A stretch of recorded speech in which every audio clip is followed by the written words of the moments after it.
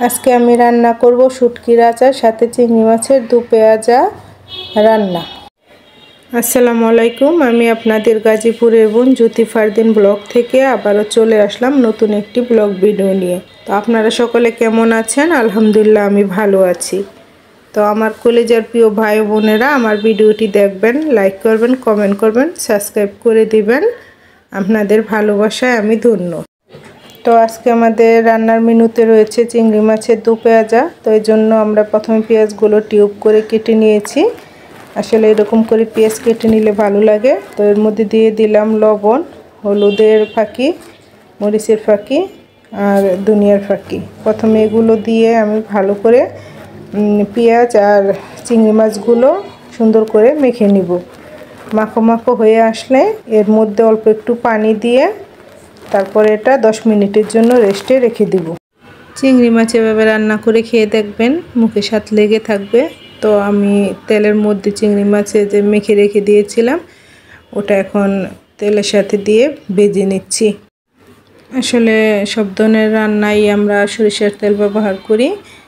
তো সরিষার তেল দিয়ে রান্না করলে একটু ফেনাটা বেশি ওঠে। তো দেখতেই পাচ্ছেন আমার চিংড়ি মাছগুলো রান্না হচ্ছে, আর এদিকে আবার আরেক চুলায় বসিয়ে দিয়েছে গরুর মাংস। তো গরুর মাংসটা ওদিকে হচ্ছে, আর এদিকে আমরা চিংড়ি মাছগুলো ভুনা করে নিচ্ছি।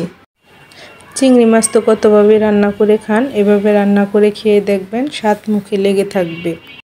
এখন আমরা রান্না করব শুটকির আচার। শুটকির আচারের জন্যই বলেছি যে এই প্রক্রিয়ায় শুটকিটা রান্না করলে আপনি যদি চান তাহলে 1 থেকে 2 মাস পর্যন্ত এটা ফ্রিজে সংরক্ষণ করে রেখে দিবেন।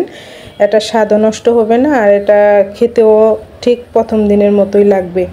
এর জন্য বলেছি এটা শুটকির আচার। এর জন্য আমি পেঁয়াজগুলো প্রথমে দুরকম করে কেটে দিয়েছি, একটা হচ্ছে ঝুরি করে আর একটা হচ্ছে টিউব করে, আর এর সাথে দিয়ে দিয়েছি রসুনগুলো আমি কেটে দিইনি, আস্তে আস্তে দিয়েছি, কারণ এতে করে দেখা যায় যে রসুনগুলো স্বাদ অক্ষুণ্ণ থাকে আর ভালো লাগে।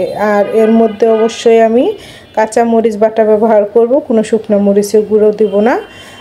কাঁচা মরিচটা ভালো করে শিলপাটায় বেটে তারপরে আমি এই শুটকির আচারটা বা শুটকির ভর্তাটা তৈরি করব।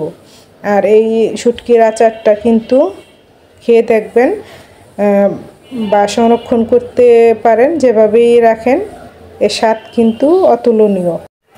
আজকে আমি এই শুটকির আচারে ব্যবহার করতেছি বাঁশপাতার চেপা শুটকি। ইচ্ছে করলে আপনারা পুঁটি মাছের চেপা শুটকিও ব্যবহার করতে পারেন। যে শুটকি ব্যবহার করেন এর স্বাদ কিন্তু অতুলনীয়। তো দেখতেই পাচ্ছেন কি সুন্দর কালার এসেছে। তো এখন আমরা পোলাওটা রান্না করে নেব। আসলে আজকে অনেক পদের রান্নাই হচ্ছে। তো পোলাও রান্না করার জন্য আমরা সরষের তেল ব্যবহার করতেছি, এজন্য এত ফেনা উঠেছে। তো সরষের তেলের মধ্যে আমরা দিয়ে দিয়েছি পেঁয়াজ কুচি, আদা বাটা, রসুন বাটা আর সব ধরনের গরম মশলা। তারপর আমরা দিয়ে দিচ্ছি পরিমাণ মতো পানি। পানিটা বলক উঠে গেলে তারপরে আমরা দিয়ে দিব এর মধ্যে পোলাওর চাউলটা দেওয়া হয়ে গেলে আমি একটু নেড়ে চেড়ে তারপরে এটা ঢাকনা দিয়ে রেখে দিব। ততক্ষণ পর্যন্ত রেখে দিব যতক্ষণ পর্যন্ত পানিটা ভালো করে না শুকায়। আসলে এটা পরিমাপ করে দেওয়া হয়েছে পানিটা। তো পানিটা শুকানোর পরে দেখেন পোলাওটা একটু নেড়ে দিচ্ছি, কি সুন্দর ঝরঝরে মুখরোচক একটা পোলাও হয়েছে।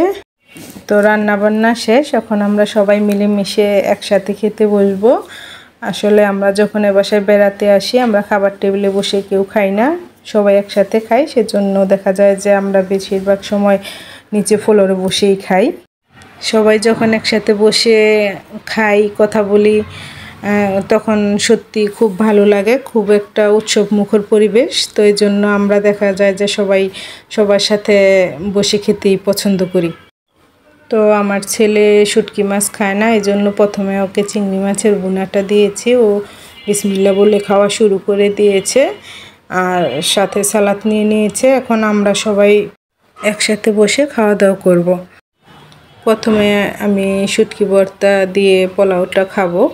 তো শুটকি ভর্তা বলেন, আচার বলেন, এটা কিন্তু আপনি অনেক দিন ফ্রিজে রেখেও খেতে পারবেন। তো এটা দিয়ে কিন্তু পোলাও ভাত খেতে অনেক ভালো লাগে, সাদা ভাতও অনেক মজা। তো দেখেন এই রসুনগুলো কি সুন্দর রসালো আর কি সুন্দর সফট হয়ে গেছে। এটা দিয়ে ভাত খেয়ে দেখবেন। আর রসুন তো এমনিতেই শরীরের জন্য অনেক উপকারী। তো আপনারা আমার ভিডিওটি দেখবেন, সুন্দর সুন্দর কমেন্ট করবেন। আবারও চলে আসব নতুন কোনো ব্লগ ভিডিও নিয়ে। তো এ পর্যন্ত আপনারা ভালো থাকবেন। আল্লাহ হাফেজ।